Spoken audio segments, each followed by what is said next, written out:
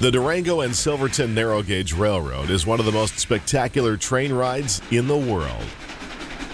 Carved into the heart of the San Juan Mountains of southwestern Colorado, this historic narrow gauge branch line traverses a landscape that will literally take your breath away. Today, we are going to ride the train from Durango to Silverton, and we have reserved the best seat in the house just for you. We have mounted our camera on the front of the train, so you can have a front row seat as we travel along the Animas River to Silverton.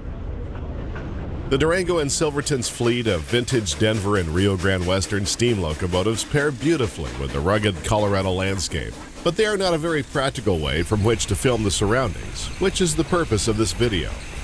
So we have elected to ride aboard one of Durango and Silverton's newly acquired diesels from the White Pass and Yukon Railroad in Alaska.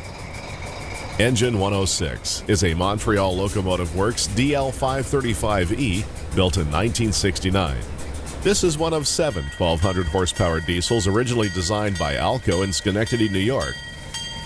However, Alco shut down its manufacturing operations before the units were completed.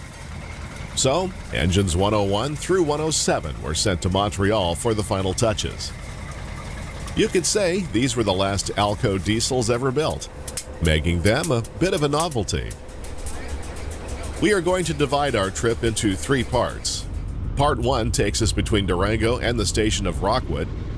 Part 2 will take us from Rockwood to the Wilderness Access Stop at Needleton. And Part 3 will be the final leg of our trip to Silverton. Let's get aboard our train as it makes an 8:15 departure for Silverton. Sit back and enjoy the ride.